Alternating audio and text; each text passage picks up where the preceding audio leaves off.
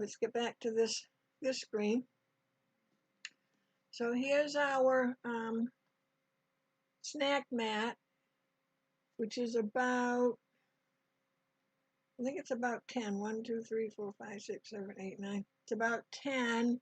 And if you just count the pumpkin is about 1, 2, 3, 4, 5, 6, 7. So it's like 9.5 with the stem on it. Let me give you a, well, let's see. If I'm going to do a close-up, I guess I should go to the other cameras a little quicker. Oh, Lynn says, let's stitch away. She's all ready to go.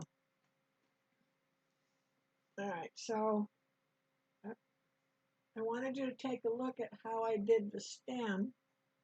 The first time I did it, I stitched it and tried to turn it right side out, and that was too much work. So I did it as just a raw edge. So it may fray at some point. I'm okay with that. And then I'll show you what decorative stitch I used. But I mainly wanted you to see how that stem is done.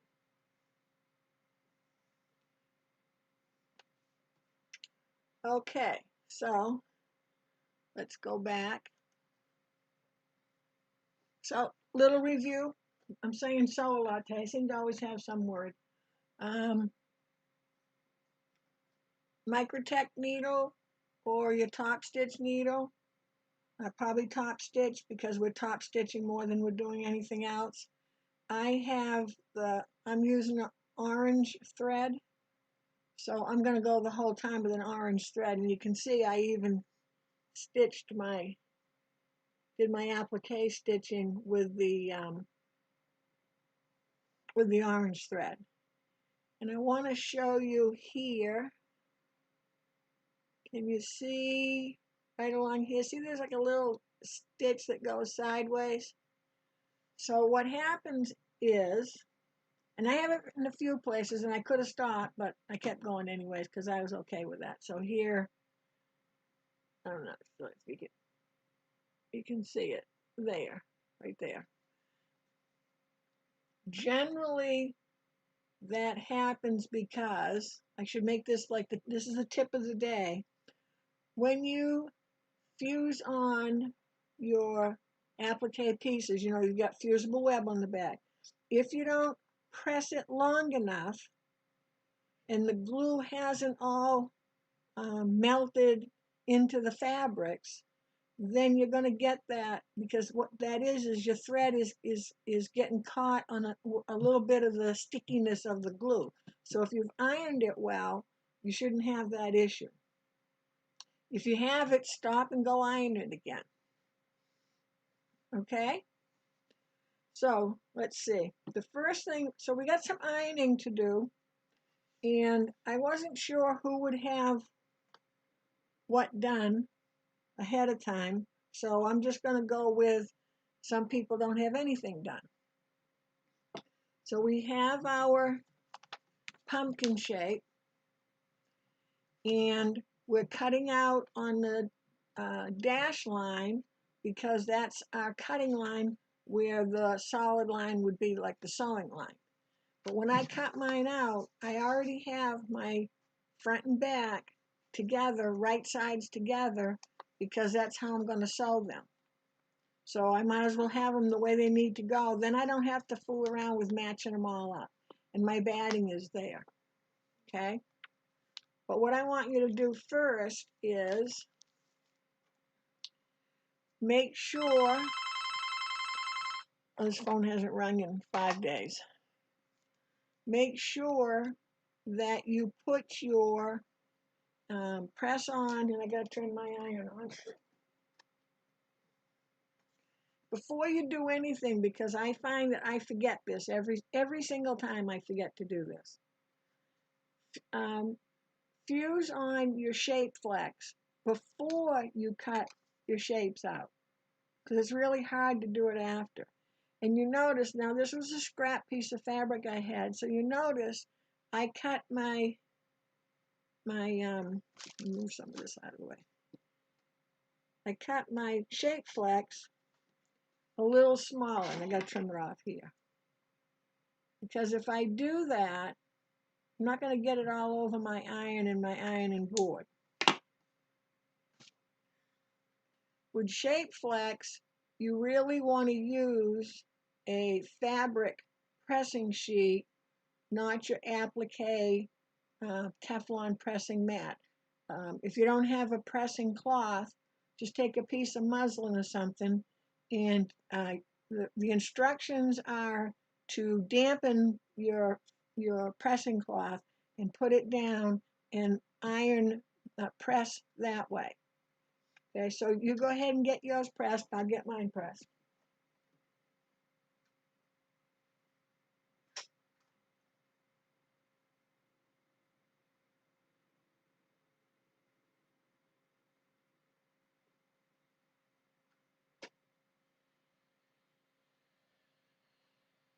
And you always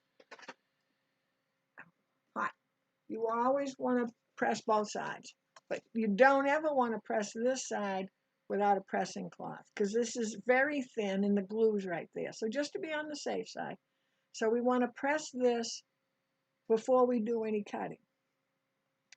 Because I need two pieces, and I need one that's back, one that's front, I'm going to fold it over. But this time, I'm putting wrong sides together, because remember how I showed you with my stem, I stitched it this way so I didn't have to fight turning that around. It's a pumpkin. It's a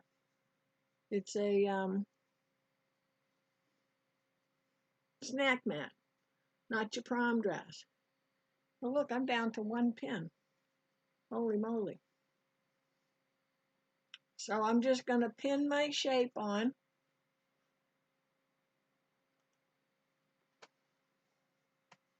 Okay, and I've pinned it so my pin's not in the way of anything I need to cut. I don't have to cut this exact. It's just a snack mat. It's a stem. It's nature. Your stem doesn't have to be perfect. Okay? And I always try to stay just outside of my dash lines, because if I want to use this template again and again, well, if I cut off the dash lines, and each time I'm going to cut off a little more, next thing you know, I won't have much of a stem left. So again, it doesn't have to be perfect. You just want to get it done.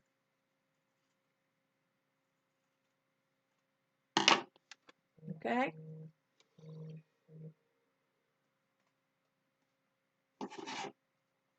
So there's our stem, and while we've got it right here, we might as well stitch it.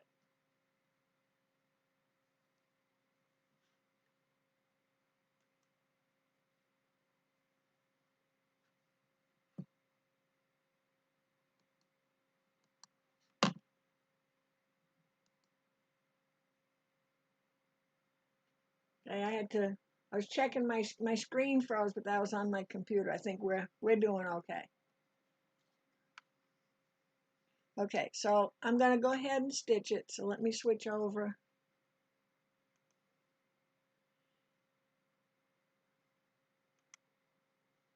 And I'm going to stitch it about 1/4 of an inch from the edge. So of course I got to take my paper off. So I'm going to start stitching. So here's the bottom. So if you want to, stick a pin there. And this time well, you know what? Let's do a clip, because we'll get confused if we have a pin, won't we? Let's put a clip there, just to remind us that we don't want to stitch across this part. We're going to start here, we're going to lock it, we're going to go around and go 1/4 inch in, because we can trim some of that off after we stitch it. Now, I think this clip might be in my way when I'm stitching, but let's see. I have my candle wicking foot on, so you know that's the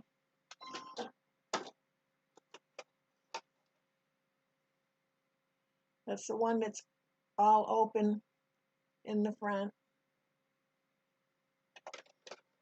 so I can see where I'm going.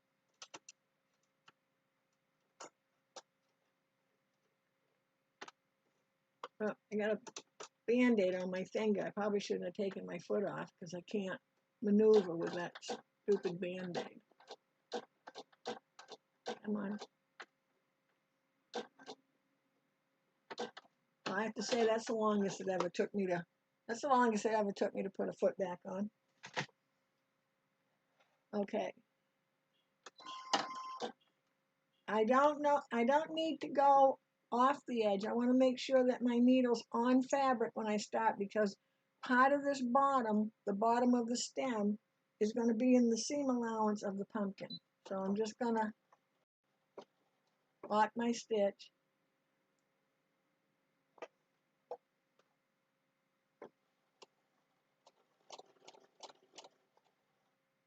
Oh, guess I should put my pivot on.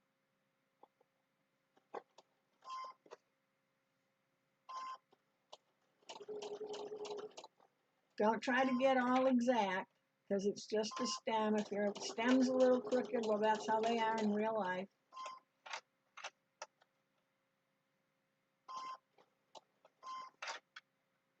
And now I can take my clip off.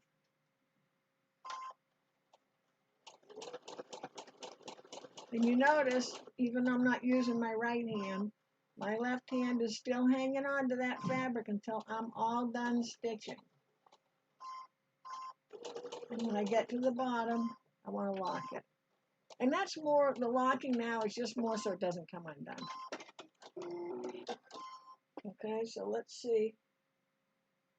So I just used my orange thread. Oh, what's it trying to focus to my Band-Aid. Okay? So I put my little stem away.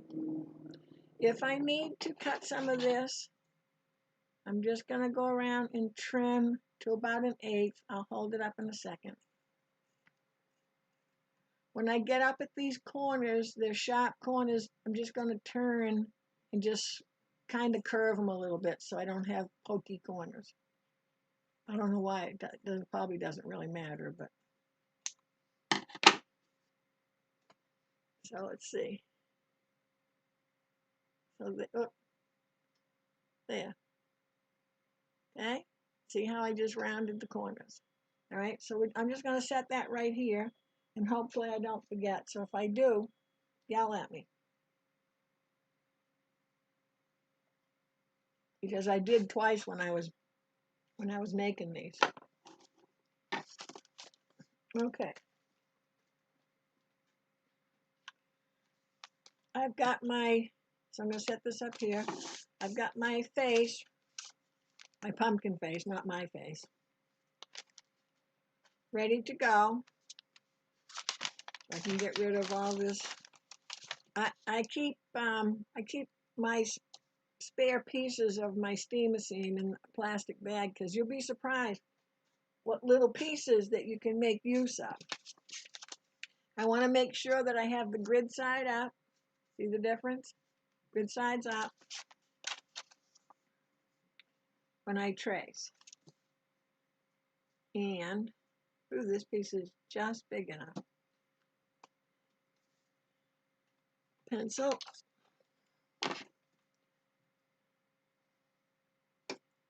And I'm not going to get a ruler out to make these exact, because if you were cutting a pumpkin out, you wouldn't have those exact either. I'm going to try to see if I can get you guys to be a little more confident. Now I'm pulling this steamer seam down. You see where I originally was here? Because this is all going to go on black fabric. I might as well put it all as close together as I can. I don't have to worry about seam allowances and all that stuff. So if you want your nose or anything to look different, go ahead. And now I'm going to pull it up again. I just have to make sure that my ends of my smile, my pumpkin smile, I'm not running into the eyes or running off of the steamer seam.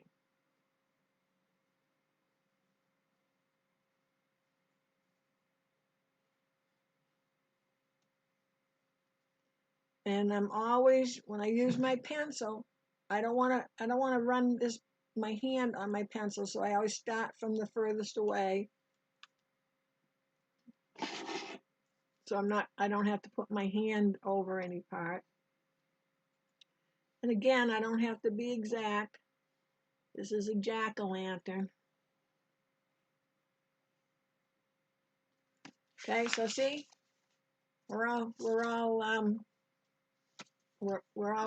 already traced. So you notice I had this separate. So I think I did. I gave you 2 pages, didn't I? I put this separate. I'm trying to remember how I did that. So I'm just going to cut some of this excess off.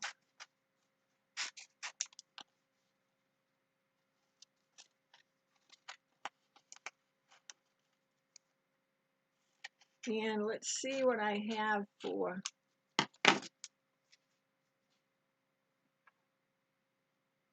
black fabric. Now, when you have a solid fabric, like a Kona cotton or something, generally there's really no right and wrong side. So see, I can get this way over here in this little section I had left, and I still have this whole big piece. And I can turn this, or I can cut these pieces apart if I need to fit them in anywhere. I'm just going to take this just so it's easier. Oh, I knew I should have. I forgot to turn my mat over to the other side. I want to make sure my iron's on while I'm doing this. But now I'm going to take the paper off.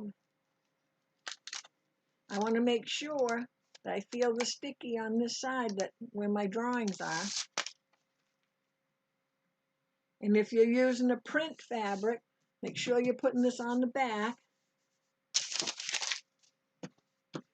And I'm going to use my applique pressing sheet.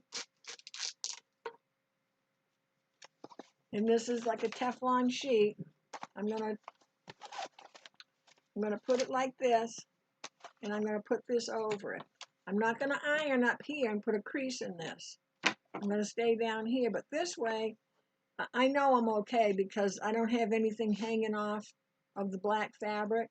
But in watching you girls in my classes, sometimes you aren't that careful, and I don't want you to wreck the top of your ironing board or your mat. So if you kind of make a little sandwich, so now both sides are protected. The ironing board's protected and your iron's protected. And I'm just going to press. Because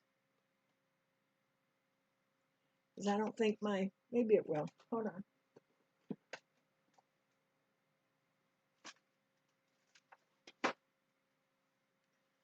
How about that?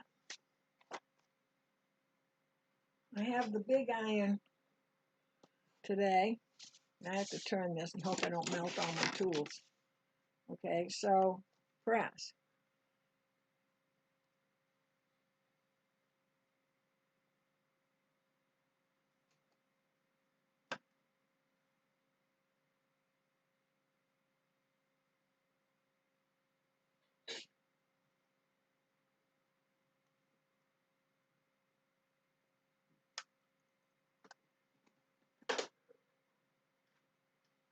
I don't need to hold it on as much. I probably held it a little longer than I should. I don't need to hold it on as long. Ooh, that's hot.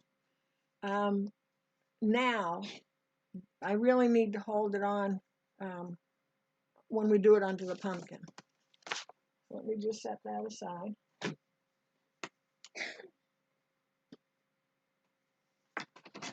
And let's get this quickly cut out.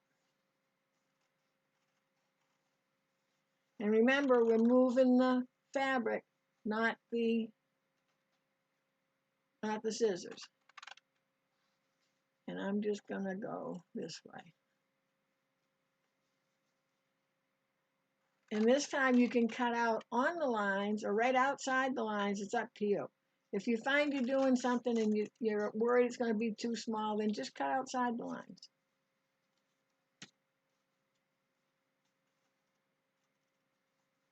And again, it's a pumpkin, jack-o'-lantern. Doesn't have to be perfectly straight.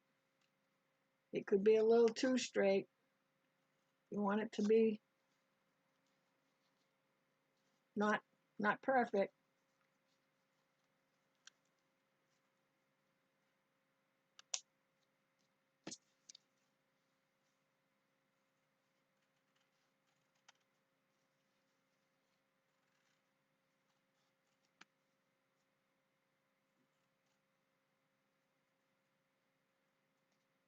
So like this piece, I don't keep that.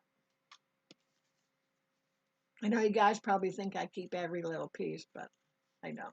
So what I do is I go around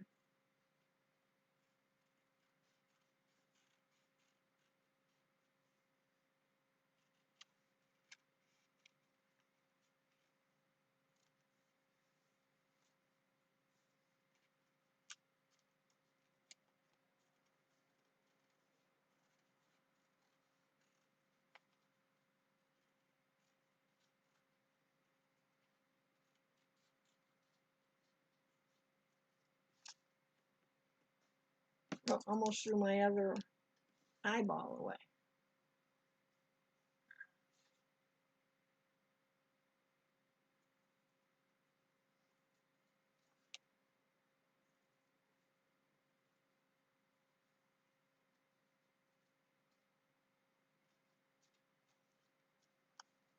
Is everybody cutting okay? And I'm not using my good fabric scissors.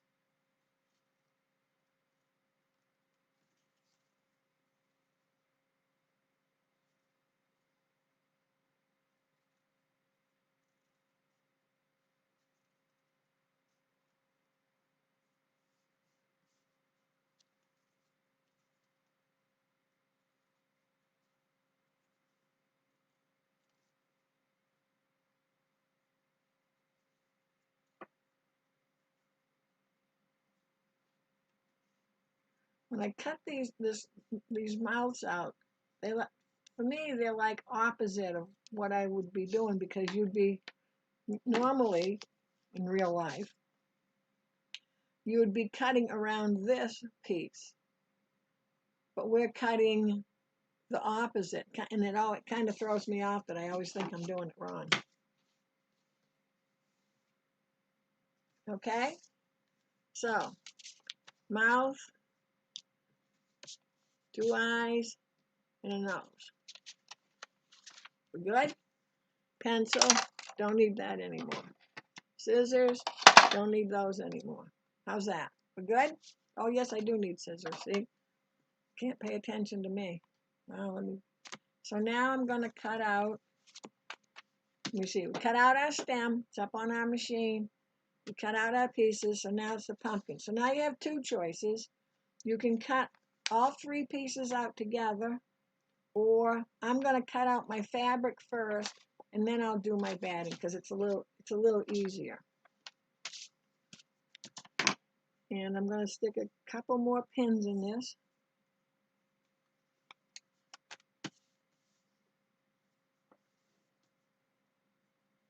Hope I don't need to do anything with more than 4 pins. It looks like that's all the pins I've got. I got a whole box of them, but I only keep a few in my pin cushion, and I think they're getting to be fewer and fewer. And again, if I pick this up to cut, what happens is sometimes the second fabric it flops out of the way, and I've only got 1 cut. So I'm going to try to leave it on the table as much as I can. I just got to bring it a little closer to me. And however you do these curves at the bottom, kind of do them fairly gentle. Mine might be a little too gentle. I was trying to make it easier for you to sew, because you don't want it to come out pointy. And again, doesn't have to be exact. Now let's see if I can pick that up better. So I've got my hand underneath holding this fabric up. Let's see if I can do it so you can see. Yeah, it's a little hard to do facing up or holding it up. But I do hang on to these little tails to help me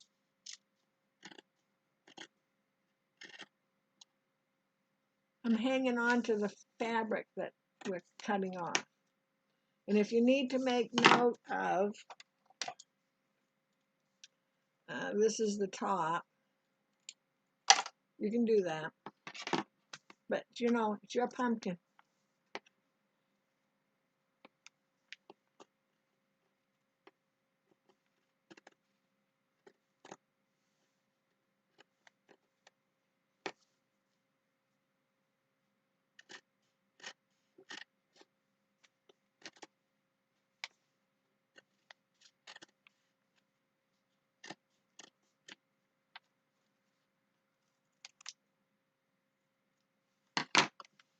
Okay?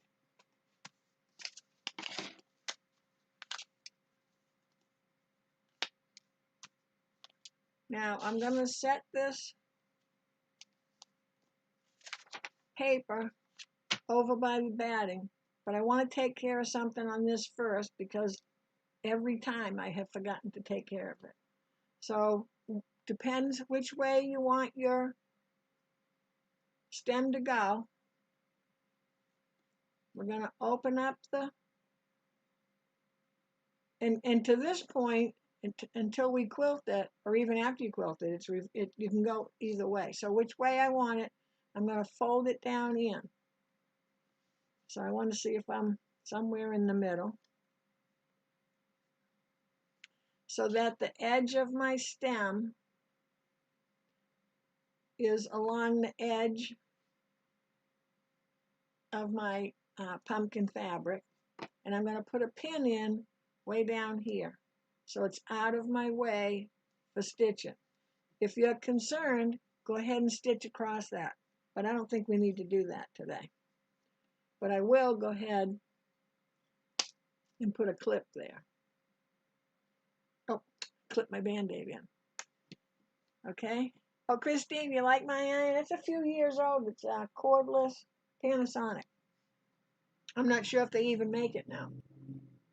I do like it because my cord's always getting in my way. Or I probably should say I'm always getting in the way of the cord. Okay, so I don't want to do any pinning or anything yet, because if I start pinning, guess what I'm going to do? I'm going to start sewing, and I need my batting. So I'm going to set that there. And I always try to set whatever I'm working on, like right on my machine, so that I don't forget about it. That's why I put that stem up there, because if I forgot to put the stem in, and I went ahead and cut out my pumpkin and went over to stitch it, my stem's right there to remind me, and I just have to flip it open and stick that stem in there. I've already made all these mistakes on your behalf, so you don't need to do them too. Oh, now I'm down to 3 pins. Oh, I got an oddball pin.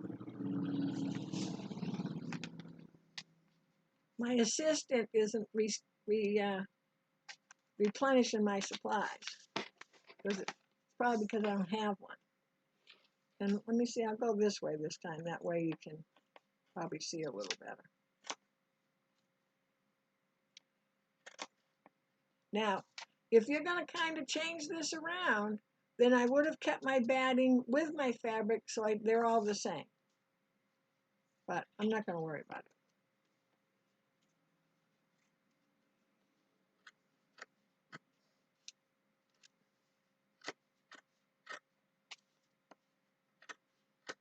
I feel like I'm cutting backwards.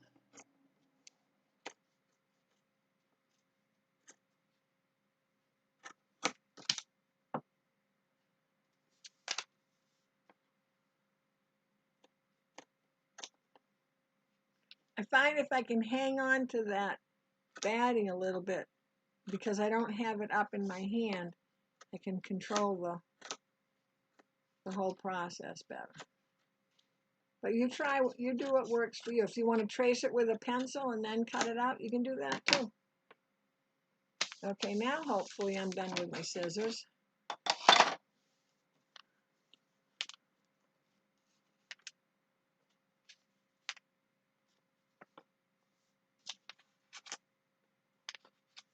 I'm done with this, so I can set that aside.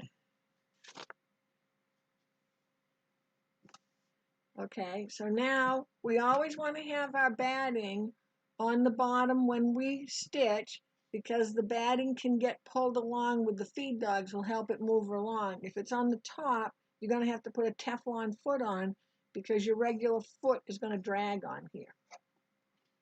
So see, I got my clip, so I know where my stem is. And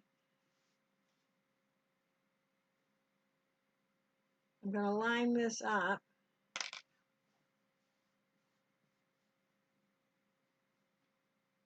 But I'm going to flip it over, and you see how my batting isn't exactly perfect? It's okay, because I'm going to follow along the shape of the fabric. I just want to make sure it's nice and flat. And I can look and go, I'm telling you, it's Band-Aid. Can't grab the fabric. I can go, oh yeah, there's my stem, still there. Everything's good. Line my fabrics up. Now I'm going to need 2 pins. We've got to have an opening somewhere in this. You could do the same thing we did with the stem and stitch it wrong sides together, and then you don't have to turn it. But today we'll turn it, and I think I'm going to turn mine over here. So I want to make sure that I stop. I'm trying to pick the less curvy area, because this is going to be a little harder.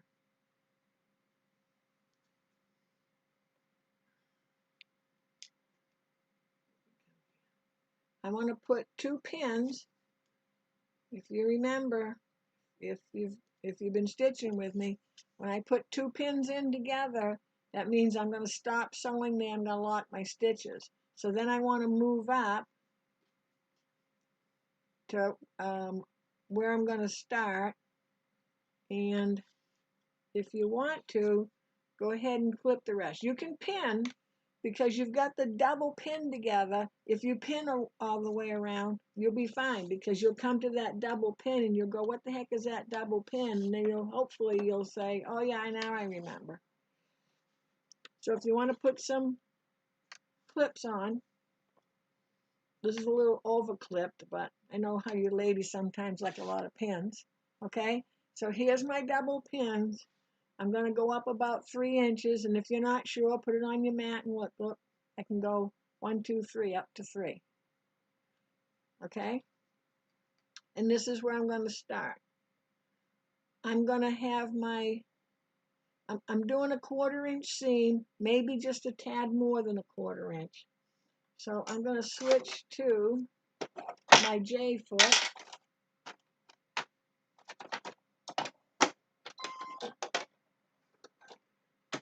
And let me switch the camera over. Does anybody have any questions before we go ahead and get going? Let me just double check. Okay, looks good. Okay. All right, so I'm using my J foot. J foot, it's the same on Baby Lot and Brother. Genomi's has an A foot. But I know you've heard me say this a million times, but I'm going to show you on my screen this time. And again, Baby Lot, I want to say like $500 and up, you should have this stitch, I believe. I can't swear to it, but I think you do. And what I want to go to is, I want to go till I see the P. You see that? There you go. See that? See the P? You see how the first P, the stitching coming down is a little left, and the second one, it's in the middle. I want the first one. You can't use this stitch when you have your 1/4 inch foot with a guide on. So you have to decide, oops, sorry, I'm trying to back up, not go forward. You have to decide what foot you're using before you can determine what stitch you're using. Okay? That also took me down to a 2.0 stitch length. So you got to remember 3 inches. So I'm going to start about here. My pivot's on 1, 2, 3, about there. I'm using the edge of my foot as a guide. I'm going to lock it. So you can do 3 forward, 3 back, either way, but you need to lock it.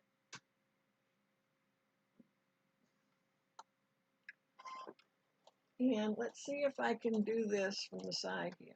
So if I just stitch along, I shouldn't have to stop and mess with my fabric too much.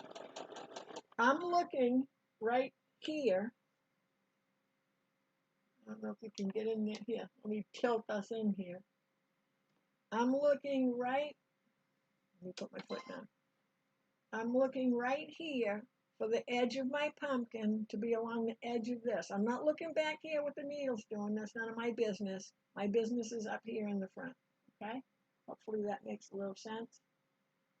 And I don't know if my hands might throw it off. I'm not sure.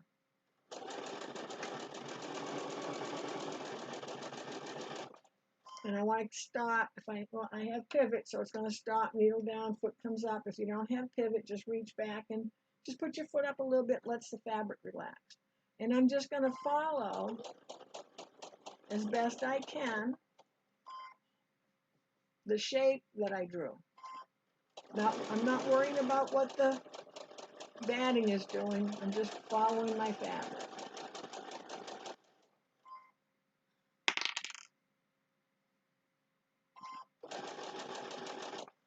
The nice thing with the pivot is I can look in, I can take a peek in there and see, okay, I got to turn now.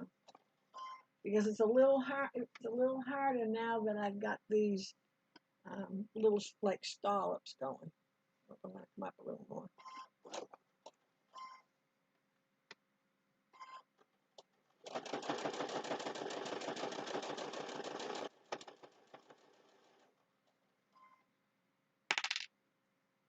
And I can shape those scallops a little deeper. Just don't make them so they end up being points. I did that one day. I had a pointy bottom on my pumpkin.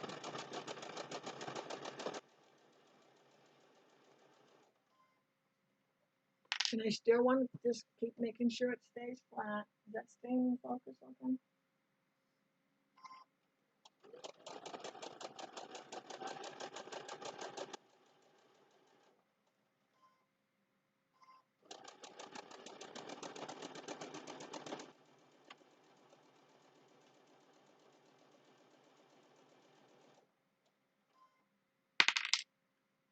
And I'm looking ahead and seeing I got a little curvy going on, so I want to pay attention to that.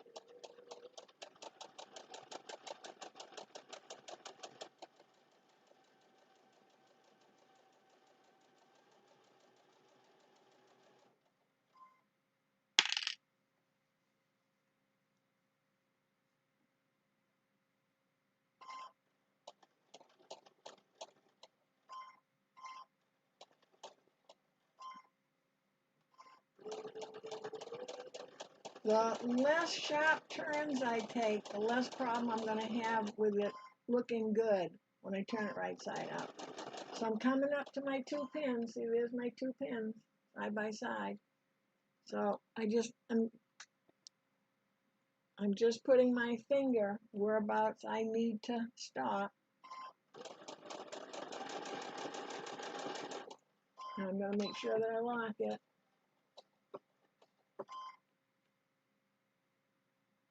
Back it on up again here. Okay, so there's my little opening. See, there I ended, there I ended. Okay, now let's come back over to this side. I'm not sure if I can do this with the big iron on this little mat or not. So the first thing I want to do is, I have a pin in here, but I used a pin that is heat resistant. So if you've used a flower head pin, you're going to melt it. So if you do, just keep away from it. I mean, if you have that pin in there. So I just first want to get that flattened out. Okay, now I got to go back and find my seam allowance. So let me see if I can come in and still be able to reach the iron. Hold on.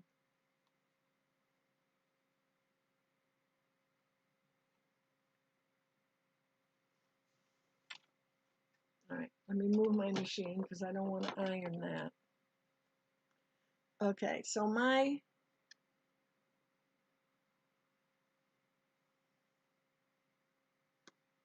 opening is right there, right here. Now, if you do this now on anything that you have the opening on, it'll be better than if you try to do it when you turn it right side out. It's going to be a little harder because this is a curve, okay? So what I'm going to do is I'm going to turn up my seam allowance where the stitches are.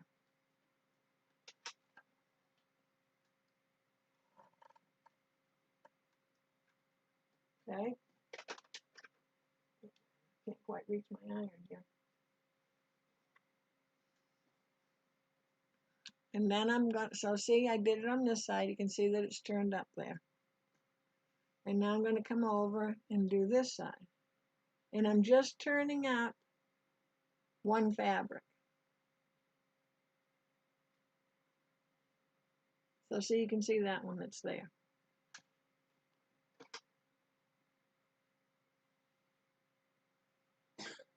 I'm trying to do this without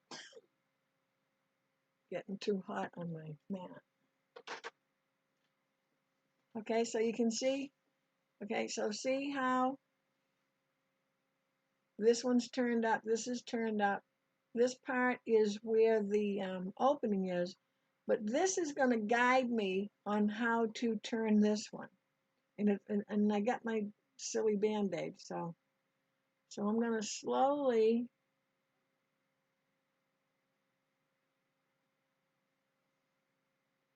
try to follow along as best I can. And it is going to be a little harder with this curve. It's going to be a lot harder. I won't kid you.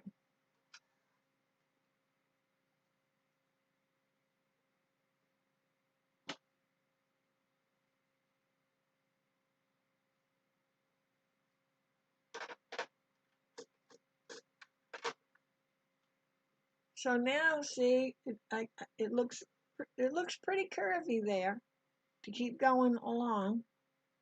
And you will have like maybe a little fold or a little tuck in your seam allowance, and that's okay. But I wanted you to do this before you trim around because you don't want to trim this part. Okay? So now I want to go around and I want to trim a little closer, like an eighth. And I'll show you a little section here.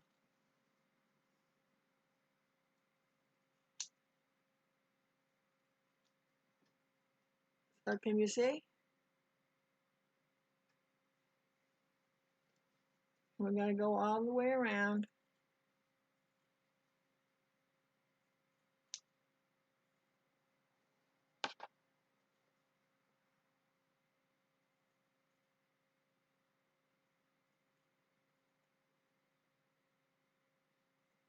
I can tell right where that stem is because it's a little harder. I'm trying to hold this so you can see it too.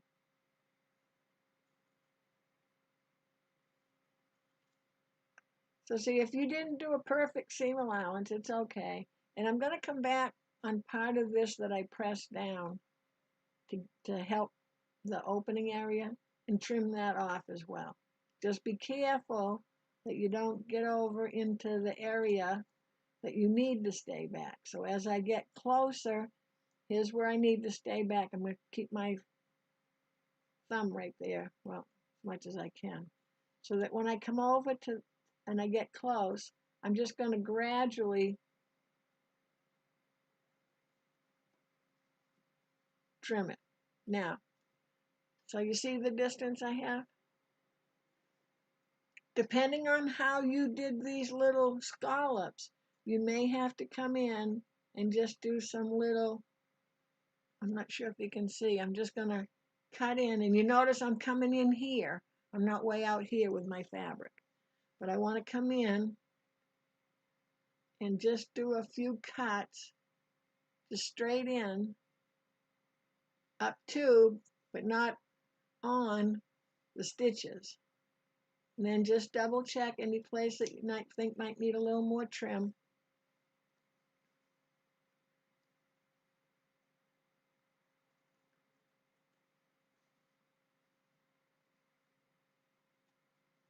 You can always turn it back inside out and do a little cutting into where, and I'm going to pull this down a little bit. So this is where I started. I'm going to trim a little more of this out. This is still in where the stitches are.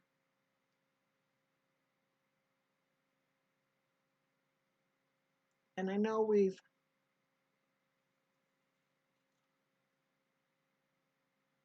ironed it back. But let me get rid of all this.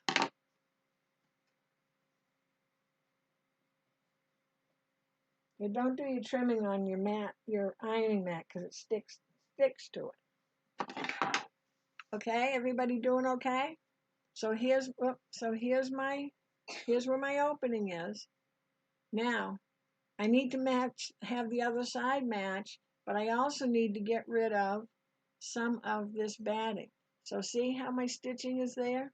So I'm going to trim my batting. I'm going to eyeball it. So I'm trimming my batting just a little inside or right along where that imaginary stitch is. So if you took, see if I can show you.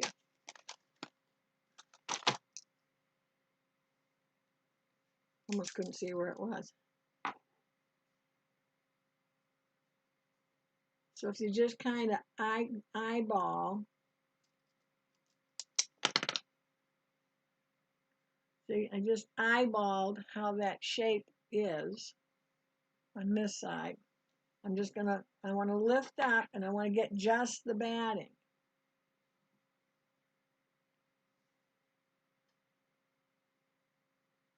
And hopefully you don't have, see, I can pull that well enough away from that other fabric so I shouldn't have an issue. And I stick my finger there. It might not be the best idea. And I'm just gonna come in, and I'm trying not to be ragged with my stitching, but see how I just trimmed it and how I gradually went back to where it was. And once more I trimmed on that. Okay, you with me? So see how it looks now? So now we just need to fold this back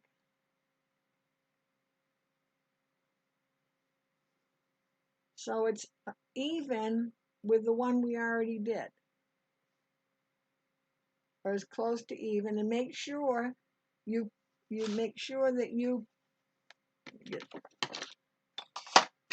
some of this out of the way, because when my iron comes over, it's kind of big. You can again pull your seam back where the actual sewing is, but you can pretty well see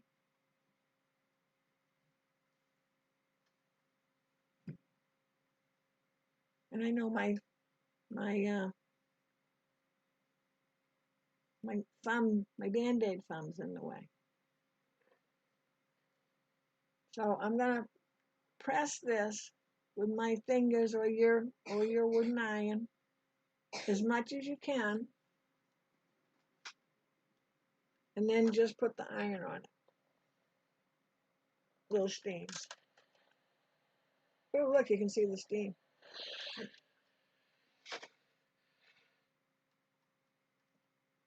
and let it cool for a second. But see, I'm a little straight there. You know how it's just straight? But I'm going to see how it is. But you see, by doing this where I can see it, I'm not trying to tuck it inside and try to fix it. So it's always easy to do it before you turn it right side up. So once it cools, I'm going to reach in, and I always go to the other end. And don't try to jam the whole thing through at one time, just a little bit at a time, just work it around. Here's my pin.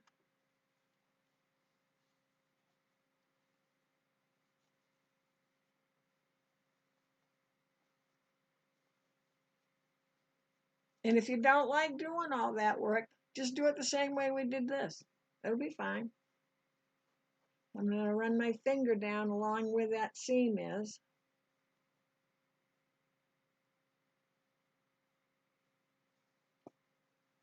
Get to the other end. Is everybody doing okay? Some of you may already be quilting and done by now. It does go pretty fast. But you can see that having that already under, now if I want to curve it a little more, I can curve it by just bringing a little bit of it forward. So I'm gonna decide which is the front, which is the back before I do much. And I want to make sure that before I bring the iron over, that the front's not showing on the back and the back's not showing on the front, unless you want it to.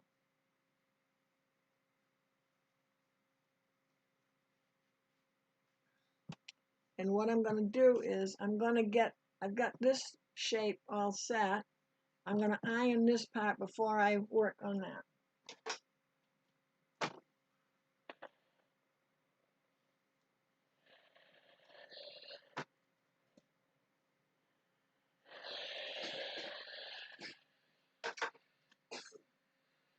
Okay?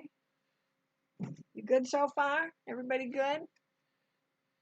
Oh yeah, Christine, I'm trying not to bleed on my fabric. I was peeling apples for applesauce this morning because we went and picked apples a while back. And me and the peeler, I either take a piece of my fingernail off, so I was trying to keep my fingernails, which are little anyway, out of the way, and I went, you know, I never come away without a Band-Aid. So I'm going to look at this. So I think I might have this light side. So I'm going to look at this, and the only real bothersome part for me is, see how it's kind of poking out there? So let's see if I can bring those. I need to do it with a pin. Let's see if I can. I need to bring that right where the seam, the stitch seam is, bring that in a little bit. And I don't want to iron yet, because I don't want to press this seam too much until I get it where I want it. So I'm gonna stick that pin right there.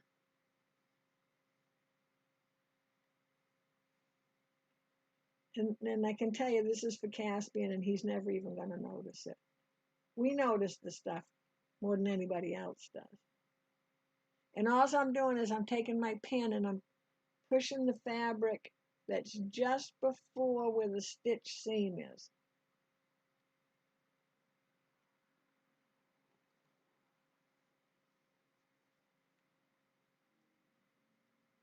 And I'm not going to, normally I would probably get a little fiddly with this, but I'm not going to, because I don't want you to fall asleep. And again, like I said, if this is too fiddly and you don't, the pumpkin will look just fine if you do it the same way as the stem is. It'll be just fine. And when you wash it, you might get a little,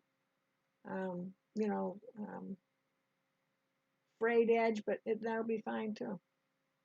What does it matter? It's a pumpkin.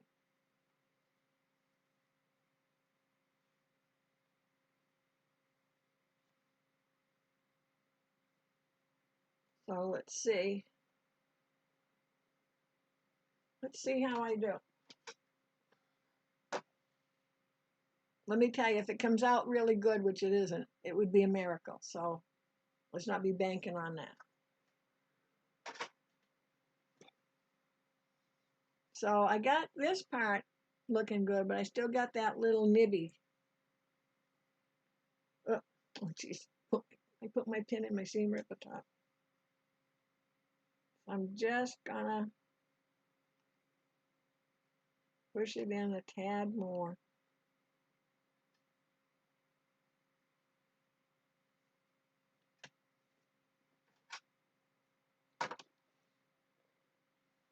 And then I have to just let it go and say, okay, that's as good as it's gonna be. Except now I think I got it sticking out more, but that's okay. We're gonna let it go. So there we are. So see, I still have that little bump there, but that's just how my pumpkin is. Okay, so you've got to decide which side is going to be your right side, and make sure you check on the other side to make sure the two pieces are still lined up. Okay, now you could hand stitch that close if you want to, but remember this is just a snack mat. Okay, and I went around the edge. Isn't the most perfect edge, but I didn't do it until I got this part done. So now we're going to do our quilting, okay? So we're going to move along a little bit. So I'm going to bring my, let's see, I'm going to bring my machine back. I have to be careful. I got a wire for the camera going underneath here. And let's see if I can find my mouse. There we are. And let me just check to see if anybody has any questions or wants to see anything close up. I'm sorry, that was my hand grabbing for my drink.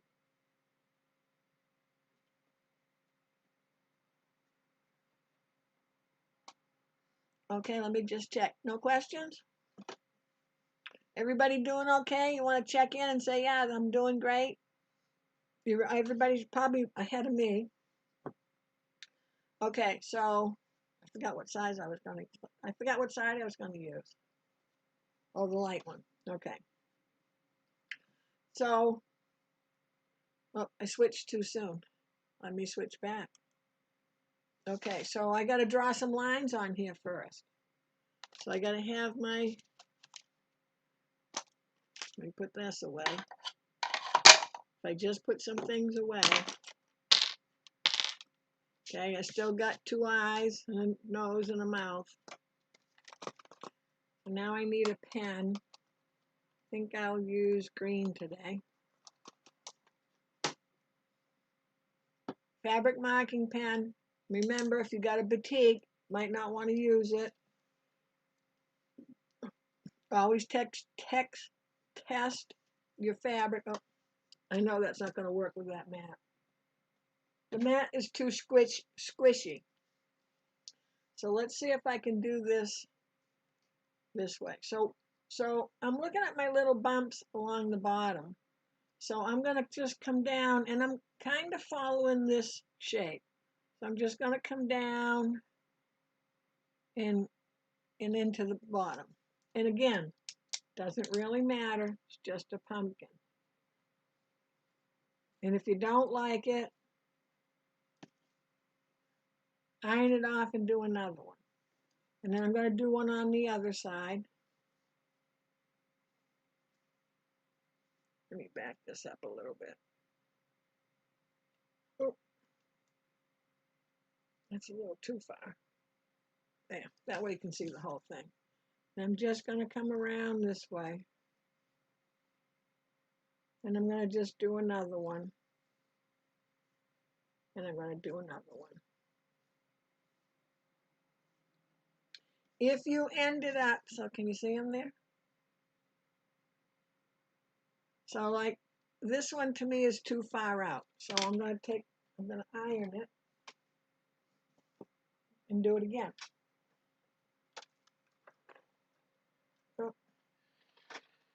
Because what happened was I ended up with 2 meeting at the bottom, and I didn't want to do that. Isn't it great when you can erase that fast? Okay, so I got to let it just cool for a second. If you end up that you have one near the center, that's fine, but just put just a tad of a curve in it. Don't come straight down. Just put a little curve in it, okay? And remember, when you're following this, you don't have to follow it exact either.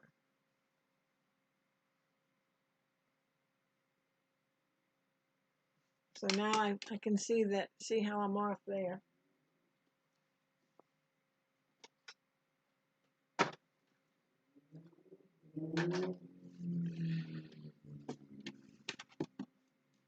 Love that eraser.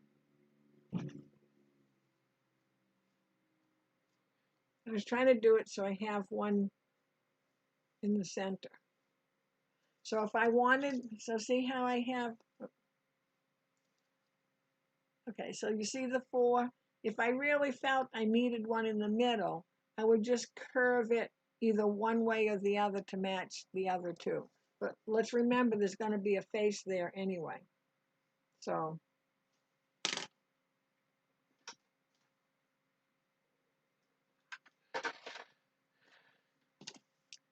I just sneaking and doing this one in a little bit.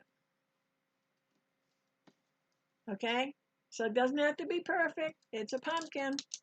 You get your thread in that you're going to use for your stitching. I'm going to move the machine a little closer. Oh. Oh. I don't want to do that. Okay. I want to go to, I'm going to take my J foot off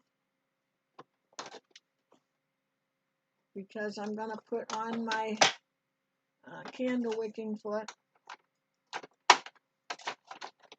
And yes, I annoyingly I'll put my feet away all the time.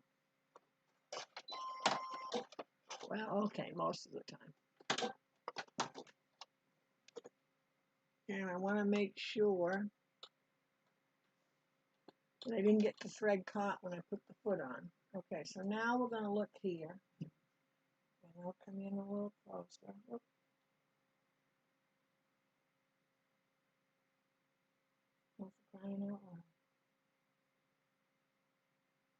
Okay, so I'm going to go over to my decorative stitches. I'm going to go into number 2. Yeah, number 2. Couldn't remember. And I'm going to arrow down. Oh, see, there's number 3. You can remember it's the one with like the asterisk in it, because I use this one a lot. So I was trying to use something different. So I went to 3-08. And in your bigger machines, that stitch will be there. And it's probably under number 3, but I just don't know what number it is. But I want it longer. So I'm going to come up and I'm going to make it, the width is 5. I'm making the length 5. Okay? Now I want to show you something that a lot of the machines have in the baby lot. And it just might be in a different place than from one machine to another. So on the bigger machines, it's right on the front screen. But it's this button right here. Let's see if I can get in. See this one? Oh, see the one? It has a star, a heart, and a star. You see that? Okay, so that, oh, sorry. So that is for when you are stitching along and you come to the end, and the end doesn't matter how it ends, but when you start again, you want to be back at the beginning. You hit that button and it'll take your stitch back to the very first stitch, so your needle's in the right place. Okay? Now we're going to have to, I'm going to back up again here. We're going to have to do a locking stitch beginning and the end.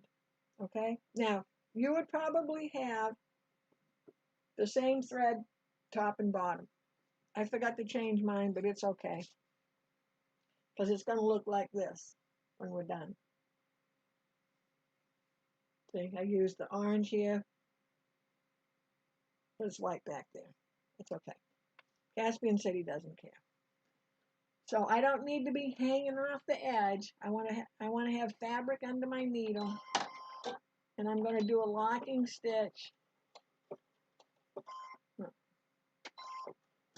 So I did a locking stitch, and I think I'm too high up. So I just, even though I locked, I'm going to back up a little bit. I may regret it, but let's see.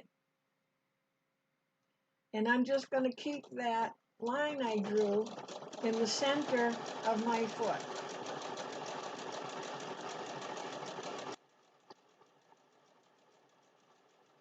And every now and again, I want to stop and just make sure everything's staying nice and smooth. If I'm not right on the line, it's okay.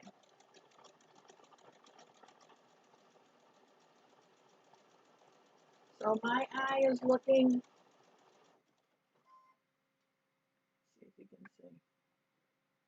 Can you see my, oh, there you go. Can you see my line is in the center of my foot because I've got my candle wicking foot on. I can see all the way up to my needle. I don't need to have my fingers up in the way, but my eye is right at the end of the foot, making sure that I keep this line in the center or close to the center. Because remember, the oh, I tipped the camera over here. The lines are going to disappear. The lines are going to disappear when we iron it.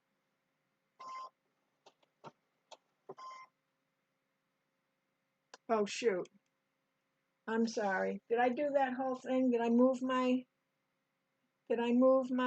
screen? All right, let me do that over.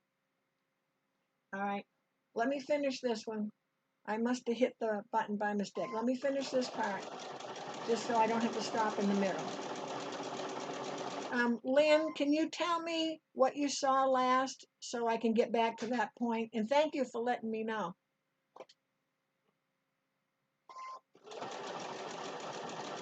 I'll go ahead and finish stitching this.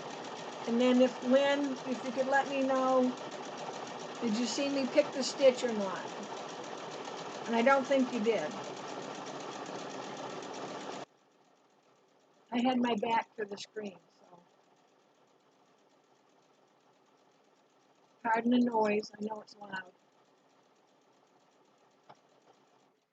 So when I get near the end, I want to make sure I lock that stitch. I was looking in my camera focus and not at the screen behind me, so it's totally my fault. I never changed it. Okay. All right. So let me start here again. So let me go. I'll go back to the beginning. Okay. So I'm getting a little closer. See if I can get a little more light going there. Okay. Take my glasses off for this so I can see. We all looking at the screen now. Okay, good. And thanks, girls, for letting me know.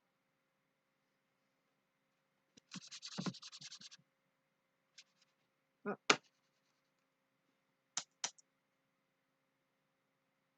All right. I lost my big screen.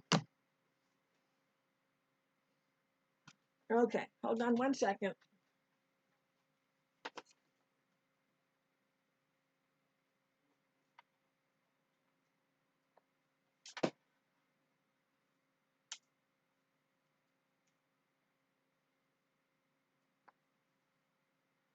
Okay, now I got all screens going the right way. Sorry about that. Okay, so on this screen, if you have the bigger machines, some of these tabs are on the side of your big screen, or you go into the decorative stitch tab and you'll find some of them there. So we're going into number 3. And this is the one I use a lot, but I'm going to use 3-08. Okay, I'm going to make it longer because I don't want to be stitching forever. So I decided it was 5 wide. I was going 5 long. Didn't have any particular reason for that except that they matched. Oh, hit the wrong button.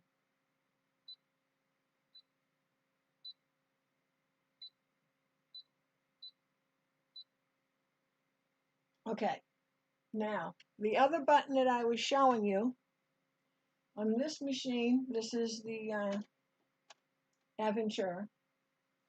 On this screen, it's down here. So up the top, you have your width, length, and right, left, shift, and all that. Down here, you have some other buttons. And the button that we want, and on your big machines, you should have it right on your main screen, is this one right here. See the star and the heart and the star. You want to know if you have that button. If you have that button, sorry, I moved the legs here. Back up. Back up. There we go. You want to know where that button is because that's the button that I was saying that when you get done with your decorative stitch and you lock and cut and all that and you get ready to stitch again, you want to hit that button because that button will take wherever you left off in the stitching, it will take you back to the very beginning of that stitching. So when you start, your needle is in the right place. Does that make sense? And so here's, it kind of looks like a baseball, doesn't it? So there's my stitching. And of course I'll iron it, so it'll take a little bit of that pucker out.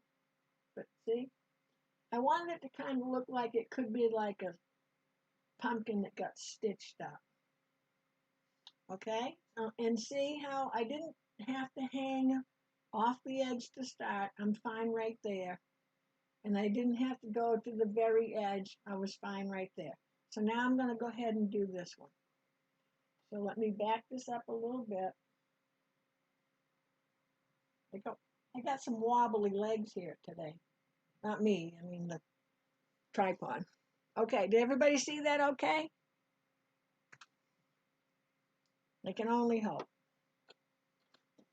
All right, so here we go again. And then I'll do the camera and show the close-up of my foot again once I get going away. So I'm gonna lock it so my stitches don't come undone.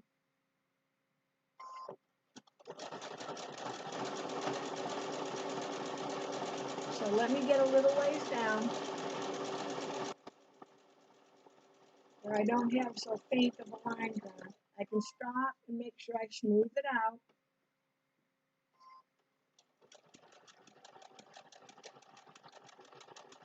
And this would be about the speed that I would go, except I'd have my hands here instead of down here.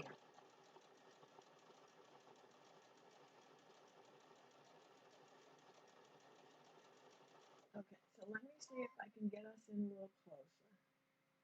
Okay, so you can see my line is in the middle of my foot. Oh, there you go. You see how that is? So I keep telling you, your business isn't back with the needle. Your business is up here at the front of your foot. Because if you're at the needle, it's too late. So you want to guide it in and rest assured that that needle is going to get there because it's right behind where you're looking. Okay? So your job is to be the navigator, so to speak, and let the machine be the engine. I don't know, something like that. Now I notice my line is a little straight, so I'm going to come in and curve past it because as I'm looking at it, it looks a little straight to me. So I don't have to always be exactly on my line.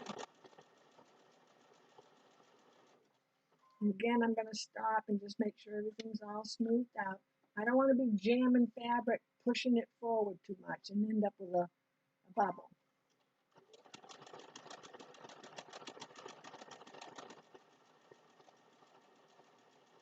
And then I'll show you what I meant by making a little more of a curve. And what I was aiming for. And that noise is just, I'm hitting where the seam allowance and the batting are. So it's a little heavier sound. On your bigger machines, you probably won't notice it as much. Okay. So here's where I stitched. And can you see my line is up there? I was trying to aim for where this little scallop is. So maybe you can see my line up there now. So see how I wanted my stitching to come into my little scallop. Does that make sense? How are we doing so far? It does look like a baseball stitch, doesn't it? We'll have to think about that. Okay, so we're going to go ahead and do the rest of our quilting, because you should have 4 lines, but not more than 5.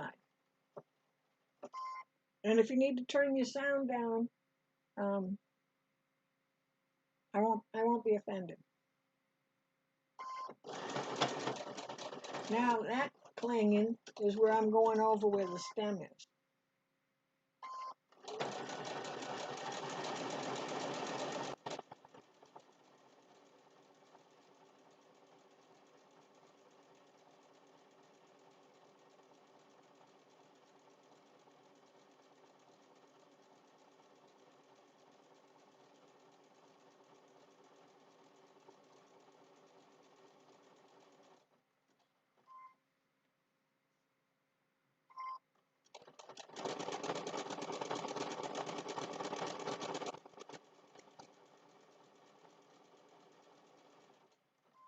And I know my hands are in your way.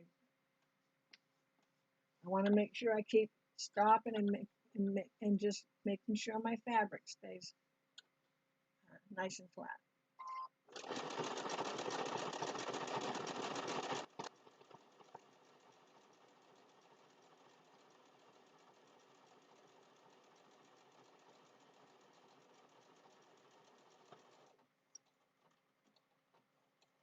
So this time I totally missed the scallop, but it's okay.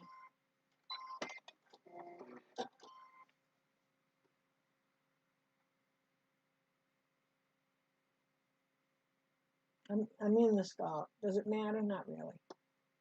And I'm on my last one.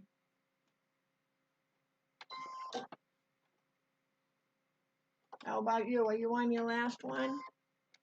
Oh, wrong button.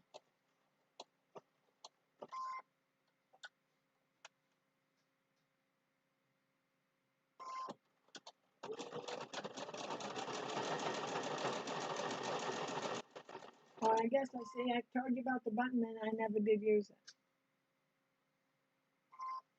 What kind of an example am I setting?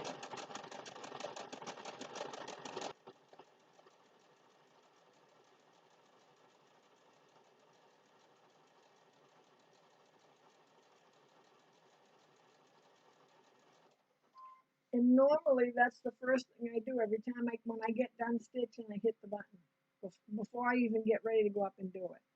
But I was kind of rushing so that you're not sitting there waiting for me.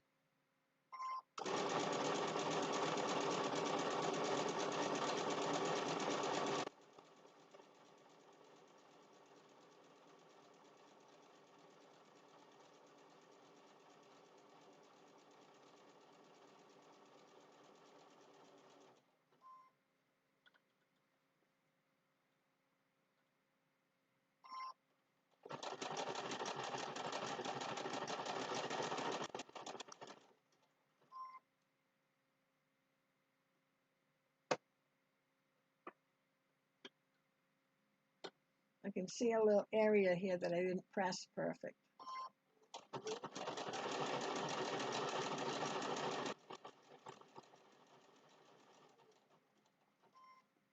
Okay, so normally I would go ahead and do my lock,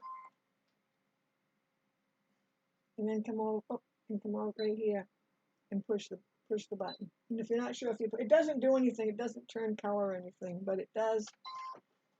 Let's make sure that we've cut the thread and the needle is up, and then hit the button. Okay?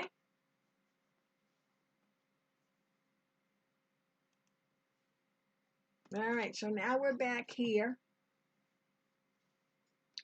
And we can go ahead and trim up some of these threads because you don't want them there when you go to stitch around that edge with just a straight stitch. You don't want to have all these threads in the way of where you stitch all the threads in. And because we've locked them all, we can trim them right down to the bone. And now you can see mine on this side with the white. In case you want to do it in white, I'm going to give this a little press.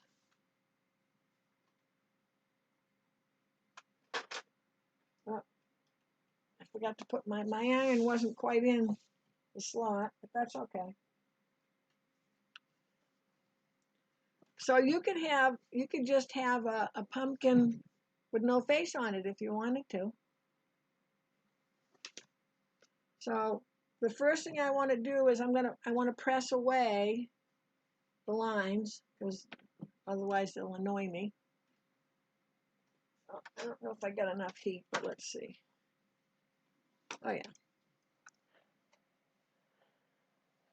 Because I want to have it nice and flat. So when I put my applique pieces on. Now you could go ahead and go around and that, but remember you don't have to. You could just close this little area. You know, just hand stitching with little whip stitch or whatever along that edge. Or you actually could put, I don't have any right here. You could take a little steamer seam, take a little steamer seam and put it in there and then just press that closed. We could do that. So I want to go ahead and put the face on. So remember, paper off. Don't set this down and get it all in order how you want it, because you're going to forget and you're going to press and you're going to have to draw them all over again because it ruins the glue when you do that. Not sure why, but that thumb, there we go. Again, always check and make sure the sticky's on the fabric side and let it hang down so it doesn't stick to itself. And I'm just going to set it on there. I can move it. So get your pieces out. I want to make sure I don't put the nose where the eye is and the eye where the nose is.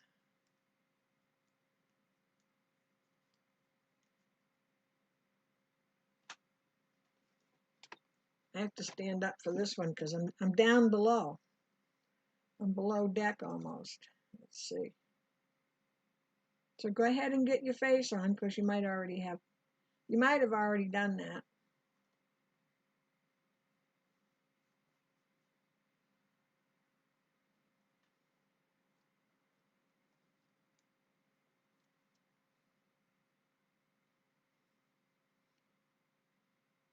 And some of your pieces may be partway over your quilting stitches.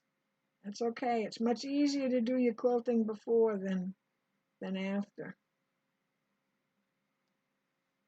Well, you could turn your face. Let's see. I could turn my face and be this way. Oh, I don't know. I need a bigger pumpkin for that.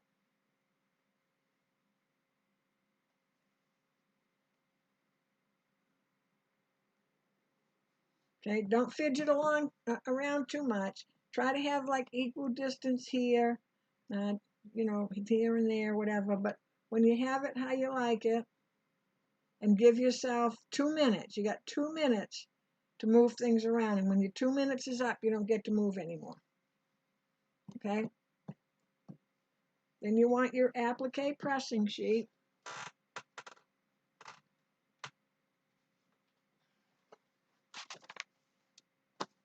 And this time you don't need to put one underneath because you got the whole pumpkin under there. And now this time we really want to hold it down to, I don't know, let's count to 20.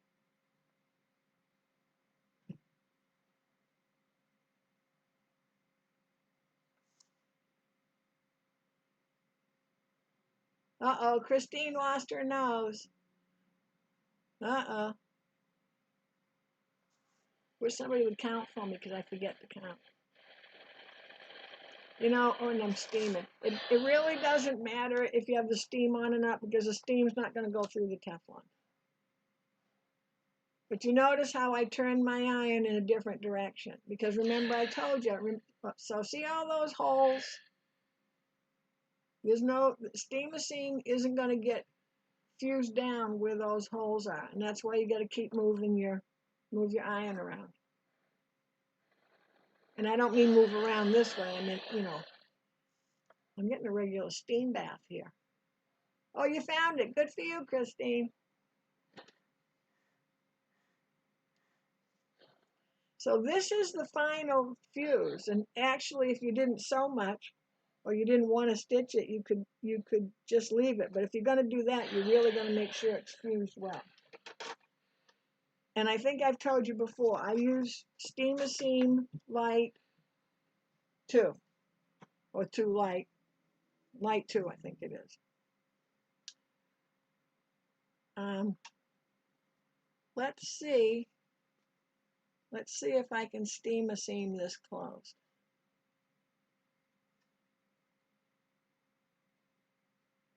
So I want to make sure I've got it exactly how it needs to be.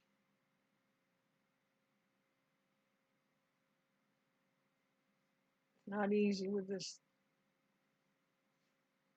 thumb thing going on.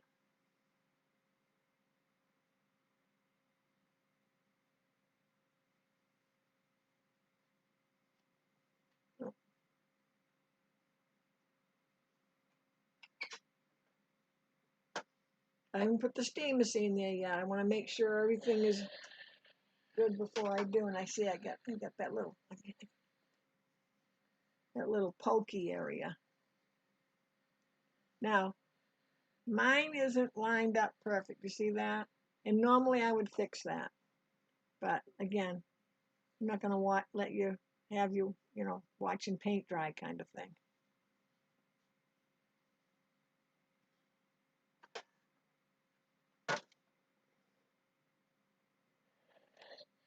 Okay.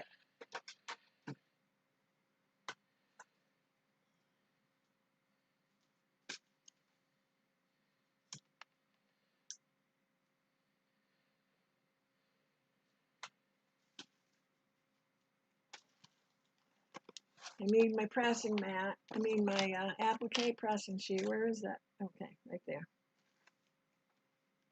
And this is a good time for a little piece of steam machine. And I am going to,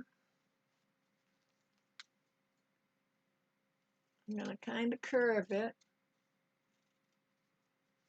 And then I'm just going to cut in. I'll show you exactly how it looks in a second here. Doesn't have to be perfect. Okay, so here's my piece that's going to go in here. Okay? And I got to take this isn't the easiest to do with Band-Aid finger. I got to take the first paper off. My Band-Aid's bigger than this strip is. Can't. I want to grab it like hold it with my teeth. There I am. So I haven't ironed it to anything. I'm going to take that so I got the stickies here. So I'm going to look again at my opening. And my opening is actually to right. I got to cut a little off because I can't scoot it all in there. All right, I'm going to pick this up. I'm going to run it along the edge.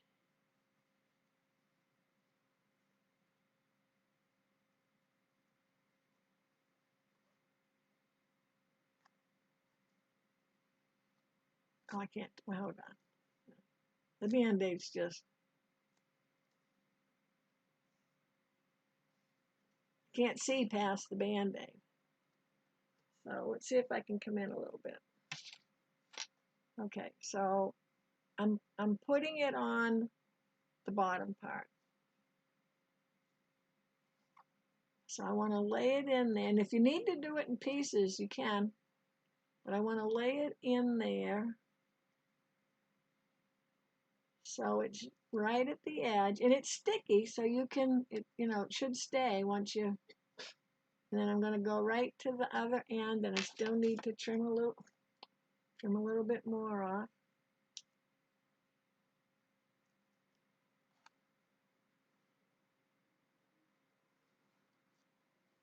Okay, so I've got it in there.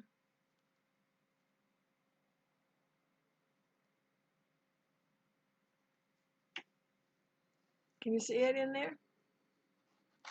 So I'm not going to iron it. I'm just going to rub my fingers across it because the paper,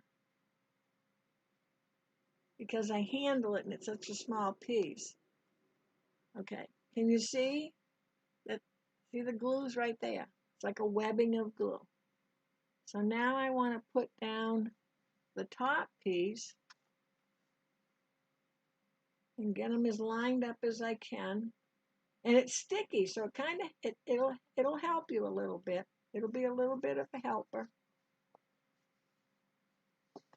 Okay? Can you see? I still got that little bump there, but and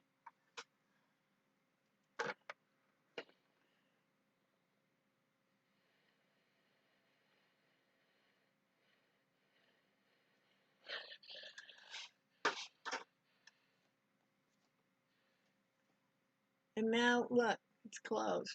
That's hot, but so it doesn't look any different than the rest of it. Except I got that little bump kind of annoying me.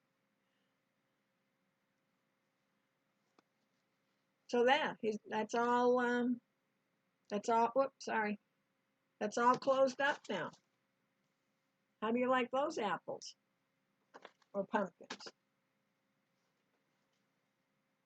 Oh, thanks, Gloria. Thanks for coming today. I know you have to get going. Okay, so see how that looks? Doesn't look any different than any other part. So then if you don't want to stitch around there, but I think I would, now that it's closed up, I'd really want to make sure that I gave that a good press. Oh, why that's hot. Okay, and did we finish pressing the face? I don't know where I left off now. Okay, so how is that little treat? So now I'm just going to switch to my blanket stitch, and I'll go around one of these, but for the most part, we're done. We're all done. You just have to do your stitching. And if you wonder how something looks stitched or not stitched, here's the difference. Here's one stitched, one not stitched. You see how much difference there is, how much more, I guess you'd call it personality, there is to your stitching. Now I told you I used the orange because I wanted it to show.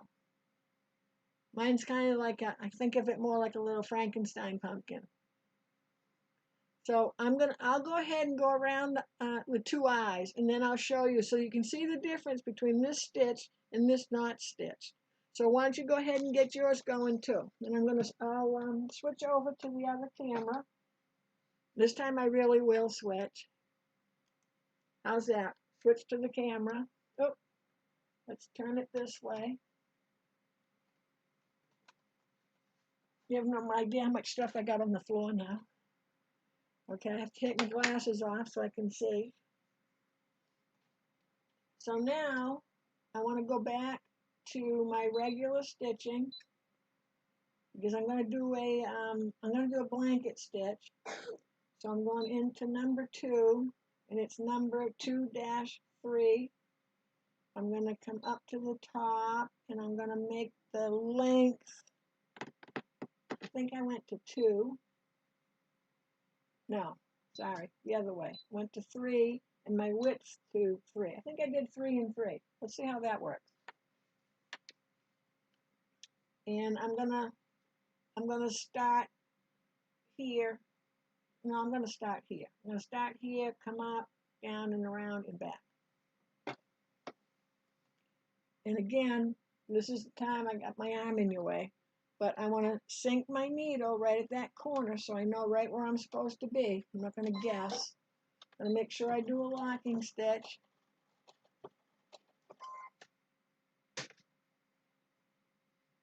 And get my petal out from underneath there. I couldn't reach it. So I think my width, I'm going to go to 2.5. And normally you know, kind of practice this first.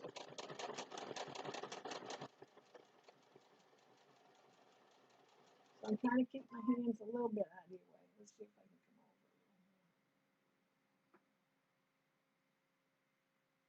come over. Oh, hold on. Hold on.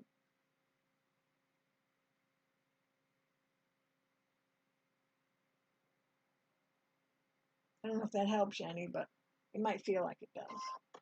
Remember, when I move my fabric and turn my fabric, my needle needs to be on the pumpkin, not on the black. Turn it a little bit.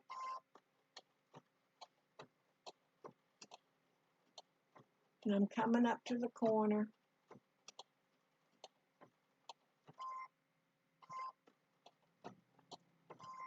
And I'm at the corner where it meets like this. So I'm at this corner. I'm gonna turn my fabric. Oh, I just need some, I always need lotion when I do this. I'm gonna turn my fabric so that my needle stitch is gonna come into the eye at that little corner. So it's like a half turn. And then I'm gonna finish the turn so it can start stitching down the eye.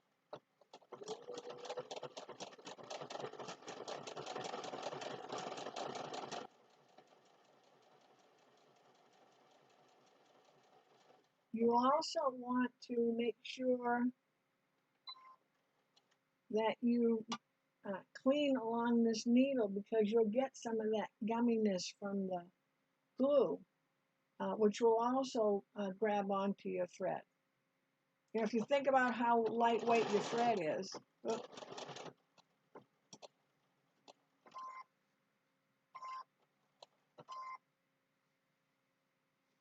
so you have to remember it's going to go forward, back, forward. So keep in mind there's 3 straight stitches, so you don't want to turn and then it goes back into nowhere land. It'll happen.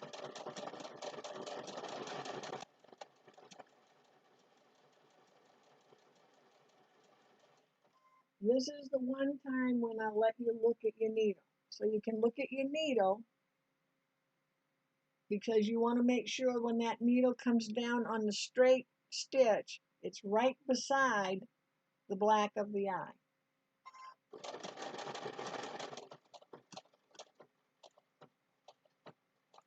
And I'm at that corner, I'm going to do that half turn.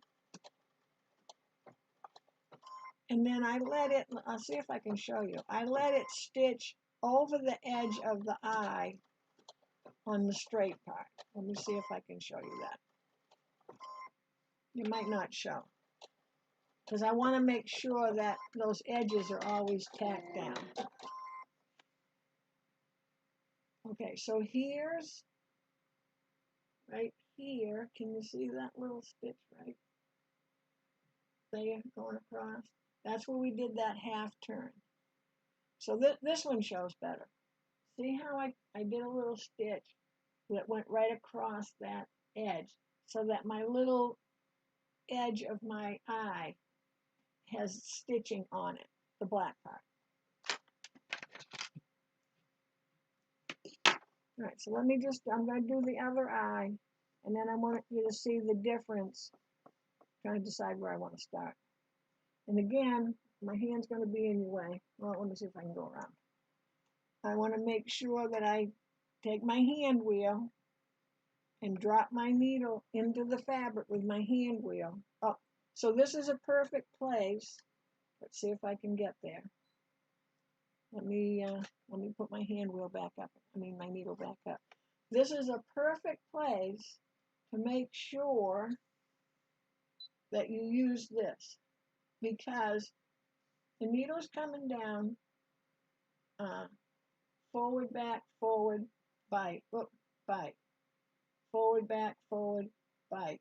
So you don't want the needle to be over on the left, and you've lined up your fabric for it to come down on the right.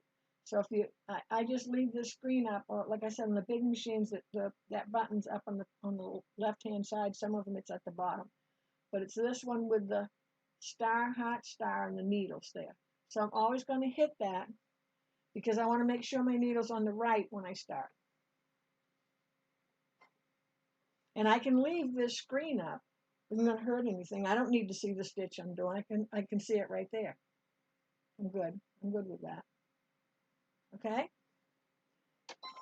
So I'm going to lock my stitch. Okay, so if anybody has any last minute questions,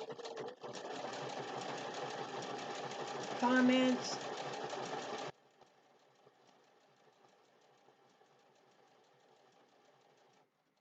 so I'm coming up to that end, that top point, and turn part way. My goal is to get some stitch onto that edge.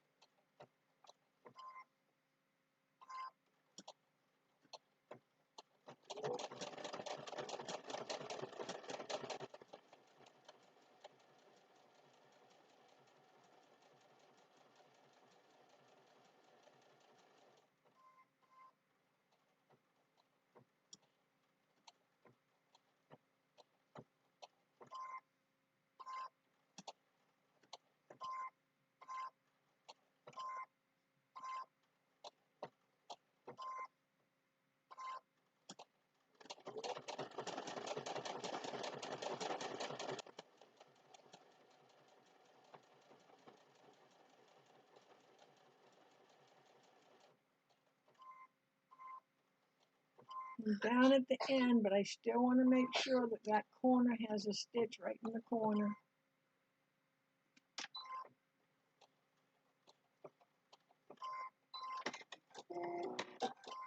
And let's see if I can.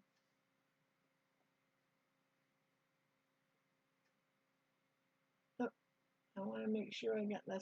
Wait a minute. Let me get rid of the thread because that kind of throws you off. So I just want to make sure that I have it stitched. See how I have it down in that corner? And this one, you see I went across. So that was the straight stitch, but I went across with it. You just got to remember that after you go forward, back, forward, it's going to bite into the fabric. So then I turned it. Okay, so let me switch over to the other screen. Okay, so now you see the difference between what's stitched and not stitched? So this looks good until you put the stitching on it, and then that looks better. So with every step that you do. But remember, you could have had just the pumpkin without a face on it. Could have had it for the fall, but I wanted to put a face on it. Okay, so let me just back us up a little bit. Okay, so I'm going to wait just a minute and see if anybody has any questions or comments, or let me know if you got all finished. Christine, did you get your pumpkin done? Lynn, did you get yours done? I don't know. I didn't see whether Rhonda was there or not, or anyone else. I'd be happy to ask you, but I don't know your name if you're not in the chat. So to anyone else, did you get your project done? I thought this was an easy one, or not too bad, and it's it's a good little project. And if you got some kids or yourself or whatever, so you can put your coffee on there, and look, you still got room for your snack. Throw it in the washer, isn't going to hurt anything. That steamer seam, that closure I just did, that'll be fine. If you wash it more than a few times and it starts to come undone, you just have to iron it. This is pretty easy. So what do you think?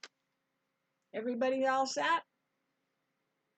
And so we were pretty good for time. Didn't take up too much of the afternoon. It's kind of cloudy here, so it was a good day to be stitching. Okay, so just a reminder, Thursday night, 7 p.m. is the sew along where we're making the Christmas table runner, 7 p.m. on Thursday nights. And next Saturday is the, what day is it? It's the 30th. No, it's the 31st. It's the 31st. No, I'll be another year older by the time Saturday rolls around. Anyway, next Saturday, I don't work, so we're at 1 o'clock. For those of you that are new or just tuning in, I have to work one Saturday a month, and I can't get back here and set up until about 1:30. Trying to fix that so I can get out a little earlier, but we'll see. Anyways, thanks everybody for joining in. If you're new, would you kindly hit the subscribe, hit the bell. I come on about 10 minutes, 10, 15 minutes early because I know that YouTube sends out a notice to anybody that has subscribed and hit the bell. You'll get a notice that, the live is going to start. And that gives you a few minutes to go, oh geez, I gotta get my machine ready, or whatever the case may be. So again, thanks for joining in, and I'll see you either Thursday at 7 or next Saturday at 1, and I'll just have to think about what we're going to be doing next. So thanks a lot. Bye. Have a great afternoon and the rest of your weekend.